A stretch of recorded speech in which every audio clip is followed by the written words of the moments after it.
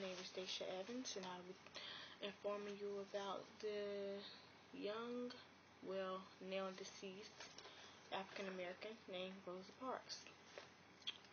And I will be talking to you about what happened that day on the bus. It was December the 1st, 1955. Rosa Parks, she was on her way home. Well, she has to ride a bus to get home. And that particular day, she decided to sit somewhere else. She had sat near the middle of the bus, just behind like the 10 seats reserved for the whites. So soon all of the seats in the bus were filled. When a Caucasian entered the bus, the driver followed and standing by the practice, the segregation, Jim Crow laws, of course. Instead of all four blacks sitting just behind the white section, give up their seats so that the man could sit there. Mrs. Parks, who was an active member of the local NAACP, quietly refused to give up her seat. Her action was spontaneous and premeditated, although her previous civil rights involvement and strong sense of justice was obviously influenced. When I made that decision, she said, I knew that I had strength.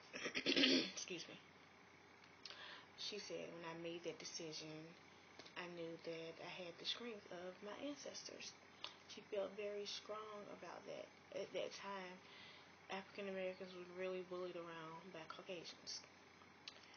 And for that, not giving up her seat, she was arrested and convicted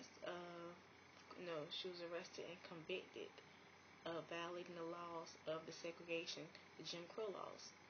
She appealed her conviction and thus formally challenged the legally segregation, meaning she went against them and she was trying to win. She challenged every book that was thrown at her. At the same time, local civil rights activists, and then they started boycotting a lot, and since African Americans made up about 75% of the riders in Montgomery, the boycott posed a serious economic threat to the company and a social threat to the white rule in the city.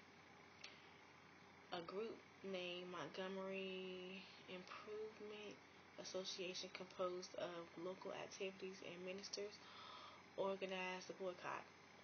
As the leader, they chose a young Baptist member who knew Montgomery. And you might be familiar with this person. His name is Martin Luther King Jr., which he was sparked by Miss Rosa Parks and the boycott action. The Montgomery bus boycott was the beginning of a revolutionary era, non-violent mass protest, and I never would have thought it would turn out the way it is today.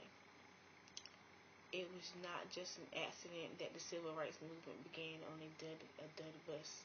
Excuse me, I'm sorry. It wasn't an accident that the civil rights began on a city bus. It was bound to happen anyway. At that time, African Americans had a lot of problems with getting around. They had to live by Jim Crow laws, of course. Under Jim Crow laws, customs, and laws, it was relatively easy to separate the races in every area of life except transportation, because everyone had to get around. Bus and train companies couldn't afford separate cars, and so blacks and whites had to occupy the space that was given. Because of Rosa Parks and people like her and people like Martin Luther King's Joining Truth, different African Americans, they changed our civil rights. They're the reason why our rights are the way they are now, and I will be forever and ever grateful for that.